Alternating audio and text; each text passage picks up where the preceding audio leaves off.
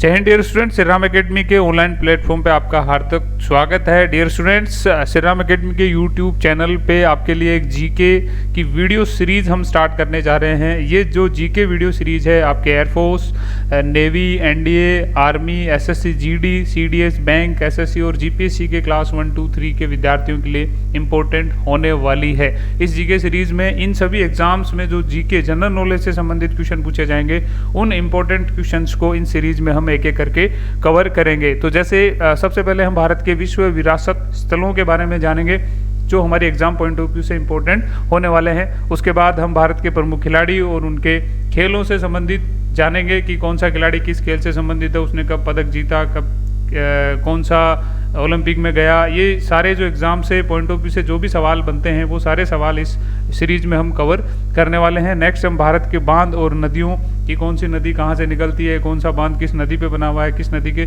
किनारे कौन सा शहर बसा हुआ है, ये कंप्लीट डिटेल हम इसमें जानेंगे। उसके बाद भारत के लोक नृत्य, किस राज्य का कौन सा लोक नृत्य है, किसके लिए वो प्रसिद्ध है, ये सारी डिटेल इस सीरीज में हम जानेंगे। उसके बाद नेक्स्ट हम भारत में प्रथम व्यक्ति, चाहे वो किसी भी फील्ड से हो, प्रथम पुरुष या महिला, वो सब एक एक करके हम जानेंगे। नेक्स्ट हम भारत रत्न के बारे में जानकारी जानेंगे कि भारत रत्न कब शुरू हुआ था, इसके बारे में कंप्लीट डिटेल इस वीडियो में जानेंगे। राज्य और उनकी राजधानियाँ, नेक्स्ट सीरीज के इस वीडियो में हम जानेंगे कि राज्यों से संबंधित जो इम्पोर्टेंट फैक्ट्स और राजधानियों से संबंधित इंपॉर्टेंट फैक्ट्स जो हमारे एग्जाम पॉइंट ऑफ व्यू से इंपॉर्टेंट होने वाले हैं, वो सब हम इस वीडियो सीरीज में जानेंगे। नेक्स्ट हम आविष्कारक और आविष्कार के बारे में जानेंगे कि कौन सा आविष्कार कब हुआ था और इसका आविष्कार करने वाला कौन व्यक्ति था, और इसके बारे में कुछ इंपॉर्टेंट फैक्ट्स जो हमारे एग्जाम्स की दृष्टि से महत्वपूर्ण हो सकते हैं। अगले वीडियो सीरीज के अगले लेक्चर में हम भारत के प्रमुख राष्ट्रीय उद्यान, नेशनल पार्क के बारे में जानेंगे, कौन सा पार्क कहाँ है और उसकी क्या विशेषताएं हैं जो हमारे एग्जाम में पूछी जा सकती है। उसके बाद नेक्स्ट लेक्चर में हम भारत के सभी राष्ट्रपति और प्रधानमंत्रियों की जो लिस्ट है वो कंप्लीट लिस्ट इस वीडियो में हम कवर करने वाले हैं। तो इस तरह एक एक करके ये वीडियो सीरीज के लेक्चर्स आपको मिलते रहेंगे हर सोमवार, मंडे और थर्सडे और सैटरडे को। आपको वीक में 3 दिन ये वीडियो सीरीज के लेक्चर्स आपको मिलने वाले हैं। और इन वीडियो लेक्चर्स की जो पीडीएफ है वो हमारे टेलीग्राम चैनल, जो आपको डिस्क्रिप्शन बॉक्स में उसका लिंक दिया हुआ है, वहाँ पे आपको इसका पीडीएफ मिल जाएगा, ताकि आप इस वीडियो देखने के बाद अगर घर पे रिवीजन करना चाहते हो तो उसका प्रिंट आउट लेके रिवीजन भी कर सकते हैं। तो चलिए स्टूडेंट्स, हम चलते हैं अपने वीडियो की पहले सीरीज के पहले वीडियो की ओर, जिसमें हम world heritage sites in India की, जो हमारे भारत में विश्व विरासत स्थल कौन कौन से हैं, उन सभी के बारे में एक एक करके हम जानने वाले हैं। तो सबसे पहले हम ये जानते हैं कि विश्व विरासत स्थल को कौन डिक्लेयर करता है। तो जैसा आपके सामने है कि यूनेस्को जो एक यूएनओ, जो हमारा यूएनओ का ही एक अंग है, जिसका फुल फॉर्म है the United Nations educational, scientific and cultural organisation. Dear students, ये फुल फॉर्म बहुत बार एग्जाम में पूछ ली जाती है, तो इस फुल फॉर्म का आप ध्यान रखें। और यूनेस्को की स्थापना 16 नवंबर 1945 1945 में हुई थी, और इसका मुख्यालय पेरिस, जो फ्रांस की राजधानी है, वहाँ पे है ये मुख्यालय। और ये फुल फॉर्म ये एग्जाम पॉइंट ऑफ व्यू से इम्पोर्टेंट हो जाती है। और पेरिस फ्रांस में एक और एग्जाम में कई बार पूछ लिया जाता है कि एफिल टावर कहाँ है, तो वो भी आपका फ्रांस में ही है। भारत में कुल, अगर विश्व विरासत स्थल की अगर हम भारत में बात करें तो कुल विश्व विरासत स्थल भारत में कितने हैं? 38 है, जो इस लेक्चर में हम जानेंगे। विश्व विरासत स्थल दिवस की अगर बात करते हैं, विश्व विरासत स्थल दिवस, तो वो 18 अप्रैल को मनाया जाता है। और भारत इस यूनेस्को का जो सदस्य है, भारत 1946 में भारत ने इसकी सदस्यता ली थी। तो शुरू करते हैं हम एक एक करके जो भारत में विश्व विरासत स्थल है। सबसे पहले हम बात करते हैं अजंता गुफाएं। अजंता गुफाएं किस राज्य में पड़ती है? वो महाराष्ट्र में पड़ती है। और इनकी जो विश्व विरासत स्थल में इनको 1983 में शामिल कर लिया गया था। महाराष्ट्र के औरंगाबाद जगह है, औरंगाबाद, वहाँ पे ये एलोरा की गुफाएं हैं जो आप पिक्चर में देख रहे हो। इस तरह की ये केव्स दिखती हैं, गुफाएं दिखती हैं। ये सहाद्री में, सहाद्री जो एक पहाड़ी है, जो पहाड़ी इलाका है, इस बेल्ट में जो पहाड़ी है, इसको सहाद्री के नाम से जानते हैं। यहाँ पर कुल 29 गुफाएं हैं, जिनकी खोज अंग्रेज कोई अधिकारी वॉकिंग पे गया था 1819 में, जॉन स्मिथ, उन्होंने इसको सबसे पहली बार देखा था। नेक्स्ट बात करते हैं हम आगरा का किला। सभी को पता है ये उत्तर प्रदेश में स्थित है और इसकी जो यूनेस्को में इसको शामिल किया था 1983 में। इस किले की स्थापना अकबर ने 1556 में की थी और शाहजहां ने इसी किले में अपनी अंतिम सांसें ली थी। नेक्स्ट हम बात करते हैं ताजमहल। ताजमहल सब जानते होंगे। ताजमहल राज्य उत्तर प्रदेश में है जो यूनेस्को की लिस्ट में 1983 में आया था और ताजमहल को शाहजहां ने मुमताज महल की याद में बनवाया था। 1631 से 1653 में इसका निर्माण हुआ था। लगभग 22 साल का टाइम इसको बनाने में लगा था। नेक्स्ट बात करते हैं हम एलोरा की गुफाएं। एलोरा की गुफाएं वही महाराष्ट्र में। अजंता और एलोरा को नॉर्मली हम एक ही साथ नाम से बुलाते हैं लेकिन ये अलग अलग है। इनको भी यूनेस्को में 1983 में शामिल किया गया था। यहाँ पर कुल 34 गुफाएं हैं जो 12 बौद्ध धर्म से संबंधित है, 17 हिंदू धर्म से संबंधित है और 5 जैन धर्म से संबंधित है। 16 नंबर की जो गुफा है इसमें एक ही शिला में बनाया हुआ कैलाश मंदिर है। ये स्पेशलिटी है, इसकी विशेषता है। जो 16 नंबर की गुफा है उसमें एक ही शिला से कैलाश मंदिर बनाया गया है।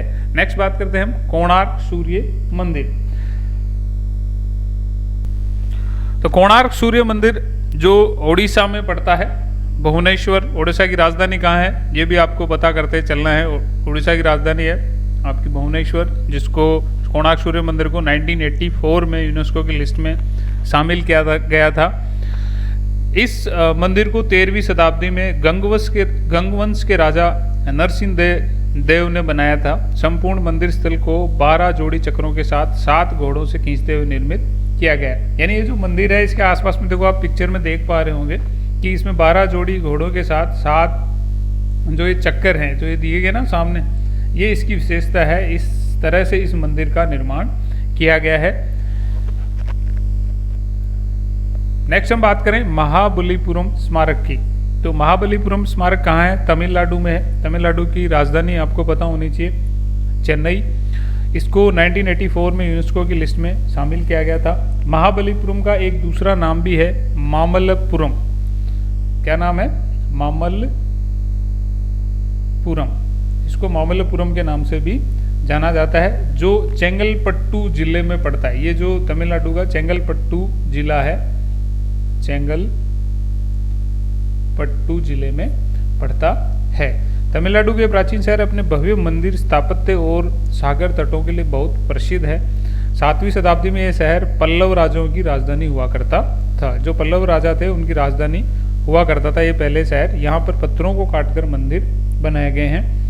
नेक्स्ट हम बात करते हैं केवलादेव राष्ट्रीय उद्यान की, जो राजस्थान राज्य में पड़ता है। भरतपुर में, भरतपुर जो जिला है वहाँ पे ये इसकी लोकेशन है। वर्ष 1985 में इसको यूनेस्को की लिस्ट में शामिल किया गया था। इसकी विशेषताओं की अगर बात करते हैं तो ये पक्षीशाला शीत ऋतु में दुर्लभ जाति के पक्षियों का दूसरा घर बन जाती है। यानी सर्दियों के टाइम दूसरी जगह से यहाँ पक्षी आके रहते हैं। जैसे साइबेरियन सार्स आता है, घोमरा, जल पक्षी, लालसर, बतख आदि जैसे विलुप्त प्राय जाति के अनेक पक्षी यहाँ पर अपना बसेरा करते हैं। ये पक्षियों को आप जरूर याद रखें कि ये कई बार एग्जाम में पूछ लिया जाता है कि जो सर्दियों के टाइम जैसे केवलादेव राष्ट्रीय उद्यान में आने वाले पक्षी के नाम आपसे कई बार पूछ लिए जाते हैं, तो वो आप ध्यान रखें। नेक्स्ट हम बात करते हैं तो नेक्स्ट हमारा काजीरंगा राष्ट्रीय उद्यान। काजीरंगा राष्ट्रीय उद्यान असम में पड़ता है और इसको यूनेस्को की जो लिस्ट है उसमें 1985 में शामिल किया था। ये उद्यान जो है स्पेशली एक सींग का जो गेंडा है, जिसको भारतीय गेंडा कहा जाता है, इसके लिए ये स्पेशली उद्यान जो है प्रसिद्ध है। नेक्स्ट है मानस राष्ट्रीय उद्यान, जो वो भी आपका असम में ही पड़ता है। इसको भी 1985 में ही इसके शामिल किया गया था। इस अभ्यारण्य की जो विशेषता है वो आरक्षित परियोजना हाथी के लिए आरक्षित क्षेत्र है। और ये जो मानस राष्ट्रीय उद्यान है ये भूटान के पास, भूटान के रॉयल मानस नेशनल पार्क के पास में पड़ता है।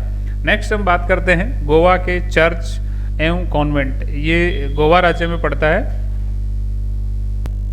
तो गोवा के चर्च एवं कॉन्वेंट है जो गोवा राज्य में है, इनको 1986 में यूनेस्को की लिस्ट में शामिल किया गया था। नेक्स्ट हम बात करते हैं हम्पी स्मारक, जो कर्नाटक राज्य में है। और हम्पी स्मारक को 1986 में यूनेस्को की लिस्ट में शामिल किया गया था। हम्पी जो जगह है वो मध्यकालीन हिंदू राज्य विजयनगर की राजधानी हुआ करता था। इसमें जो पूरा प्लेस है, इस जगह में मंदिर, महल, तहखाने, जलखंडर, पुराने बाजार, शाही मंडप, गढ़, चबूतरे, राजकोष आदि पुरानी असंख्य इमारतें हैं। उनको देख के लगता है कि यहाँ पे कोई बहुत बड़ी सभ्यता रहती थी। ये तुंगभद्रा नदी के किनारे है। कौन सी नदी के किनारे है? तुंगभद्रा नदी के किनारे पर है। नेक्स्ट हम बात करते हैं फतेहपुर सीकरी। फतेहपुर सीकरी आपका उत्तर प्रदेश में पड़ता है और इसको 1986 में यूनेस्को की लिस्ट में शामिल किया गया था। फतेहपुर सीकरी का जो निर्माण है मुगल सम्राट अकबर ने कराया था और इसमें जो बिल्डिंग्स हैं उनको अलग अलग नाम दिए गए हैं, जिनमें एक आंख मिचौली है, दीवान खास, बुलंद दरवाज़ा, 5 महल, ख्वाबगाह है, अनूप तालाब। फतेहपुर सीकरी के ये आपके प्रमुख स्थल हैं जो जिनको आप याद रखें, इनके बारे में पूछ लिया जाता है। ये कहाँ पड़ता है? आगरा में ही आपका पड़ता है। नेक्स्ट हम बात करते हैं खजुराहो स्मारक की। अगर हम बात करें तो खजुराहो स्मारक को एक दूसरे नाम खजूर वाहिका के नाम से भी जानते हैं। खजूर वाहिका के नाम से भी जानता है, जो कहाँ पड़ता है? मध्य प्रदेश में पड़ता है। इसको 1986 में यूनेस्को की लिस्ट में शामिल किया गया था। ये छतरपुर जिले में स्थित है। मध्य प्रदेश का जो छतरपुर जिला है उसमें ये आता है। यहाँ बहुत बड़ी संख्या में प्राचीन हिंदू और जैन मंदिर के खजुराहो के मंदिरों का निर्माण 950 ईस्वी से 1050 ईस्वी के बीच चंदेल राजाओं द्वारा किया गया था। ये इंपॉर्टेंट चीज़ है जो निर्माण कई बार एग्जाम में पूछ लिया जाता है। नेक्स्ट बात करते हैं सुंदरवन राष्ट्रीय उद्यान जो पश्चिम बंगाल में पड़ता है। इसको 1987 में यूनेस्को की लिस्ट में शामिल कर लिया गया था। बाघ संरक्षित क्षेत्र एवं बायोस्फीयर यानी जो जैव मंडल, जैव विविधता के ये क्षेत्र प्रसिद्ध है। ये क्षेत्र मैनग्रोव के घने जंगलों से घिरा हुआ है और रॉयल बंगाल टाइगर का सबसे बड़ा संरक्षित क्षेत्र है। जो बंगाल का रॉयल बंगाल टाइगर है वो इसी राष्ट्रीय उद्यान का प्रमुख प्राणी जो यहाँ पे रहता है।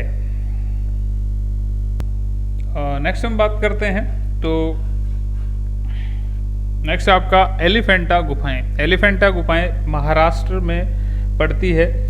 ये घारपुरी द्वीप पर स्थित है। कौन सा द्वीप है? घारपुरी द्वीप पर स्थित हैं। ये महाराष्ट्र राज्य में पड़ती है। इनको 1987 में यूनेस्को की लिस्ट में शामिल किया गया था। मुंबई से लगभग 12 किलोमीटर दूर ये स्थित है। यहाँ कुल 7 गुफाएं हैं। मुख्य गुफा में 16 स्तंभ है। इसका ऐतिहासिक नाम घारपुरी है। घारपुरी क्यों है? क्योंकि ये घारपुरी द्वीप पर स्थित है और ये माना जाता है कि एलिफेंटा जो नाम है वो पुर्तगालियों ने इसको दिया था।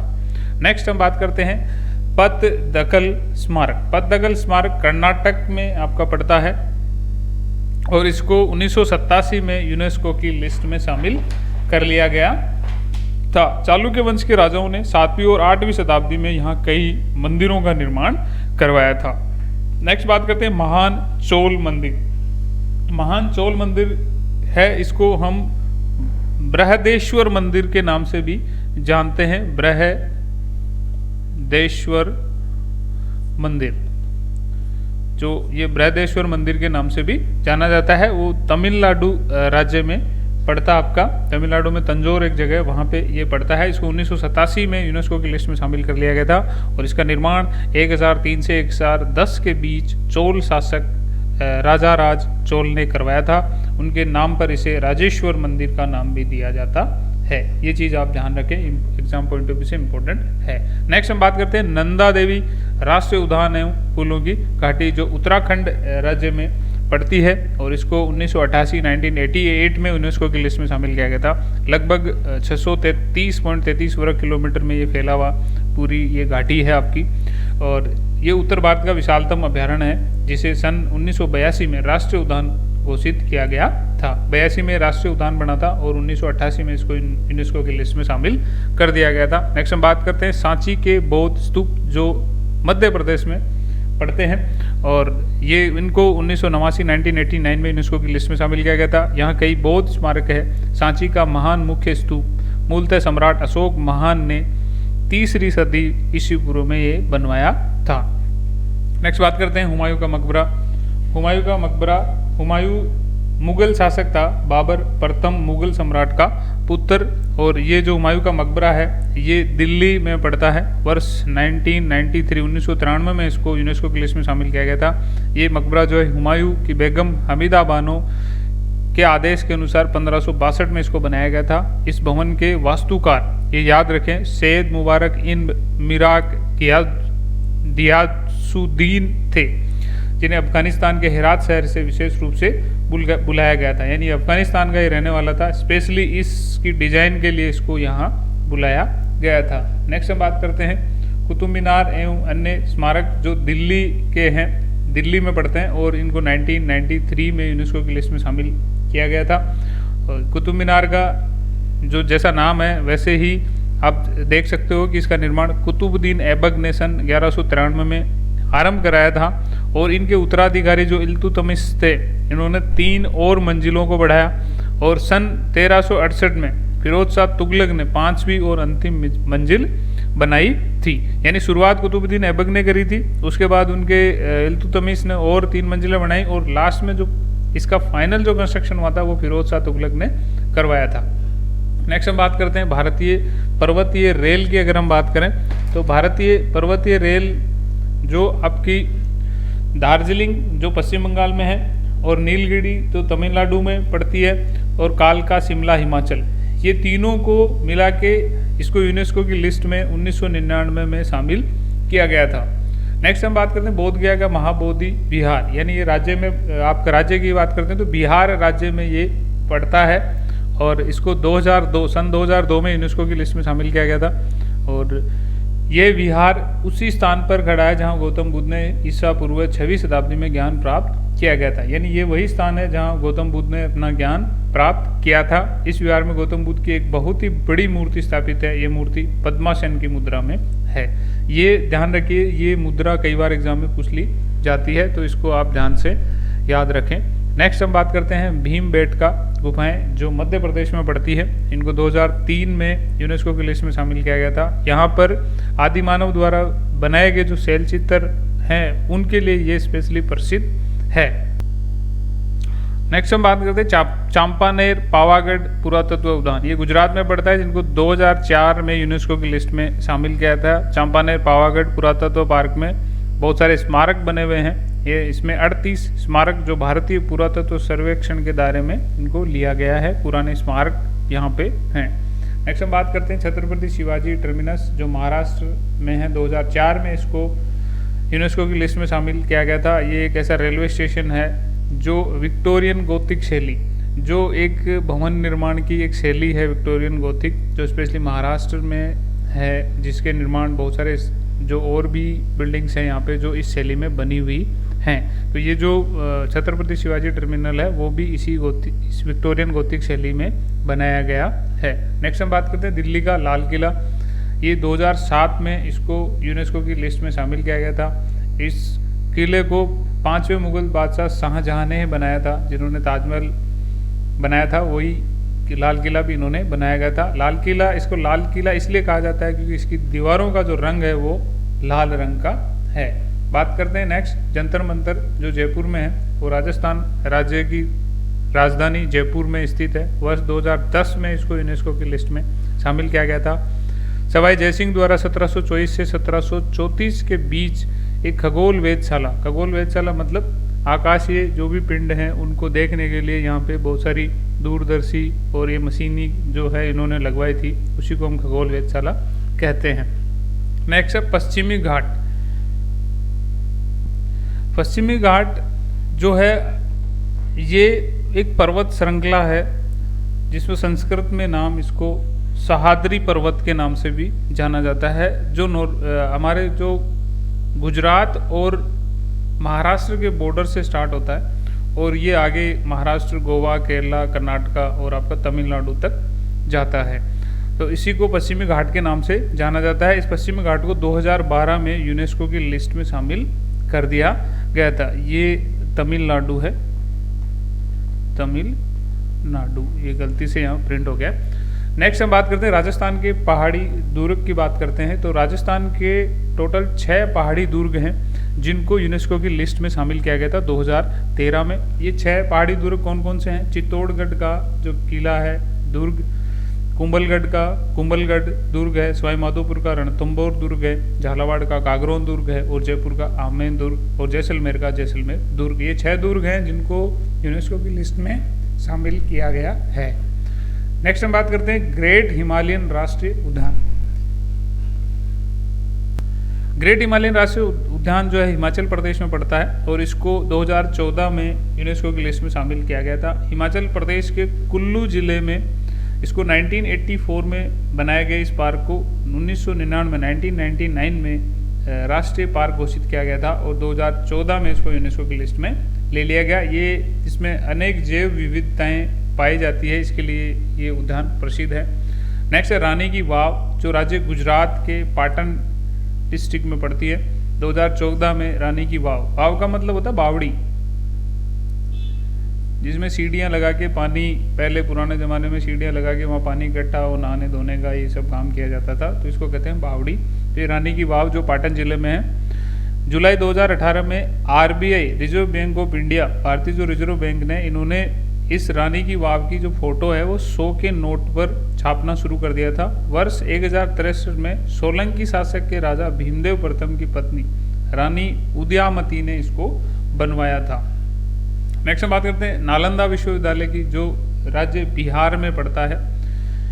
ये वर्ष 2016 में इसको यूनेस्को की लिस्ट में स्थापित कर दिया गया था। इस विश्वविद्यालय की स्थापना जो गुप्त शासक के कुमार गुप्त प्रथम ने करवाई थी। ये विश्व का प्रथम ऐसा विश्वविद्यालय था जो पूर्ण रूप से आवासीय था, यानी रहने की व्यवस्था इस विश्वविद्यालय में थी। नेक्स्ट हम बात करते हैं कंचनजंगा राष्ट्रीय उद्यान की। कंचनजंगा राष्ट्रीय उद्यान सिक्किम में पड़ता है और 2016 में इसको यूनेस्को की लिस्ट में शामिल कर दिया गया था। ये एक राष्ट्रीय उद्यान और एक बायोस्फीयर यानी जैव विविधता वाला रिजर्व पार्क है।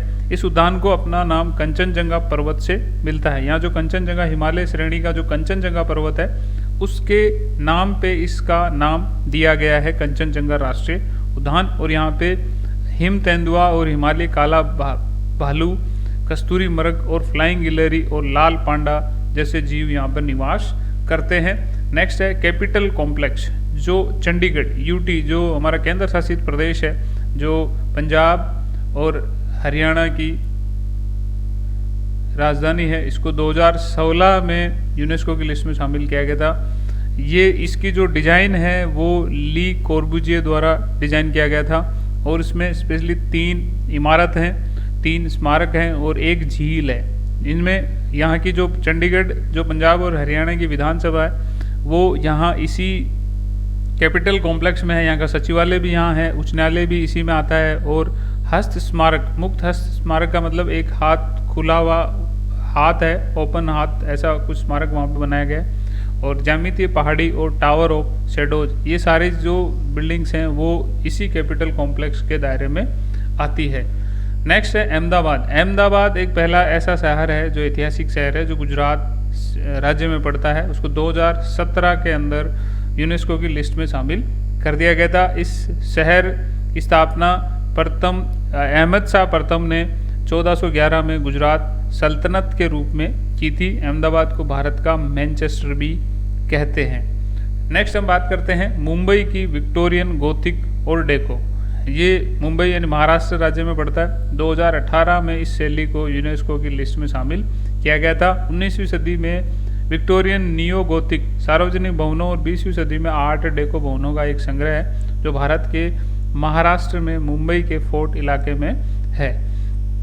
नेक्स्ट और लास्ट हम बात करते हैं जयपुर, जो राजस्थान राज्य की राजधानी है।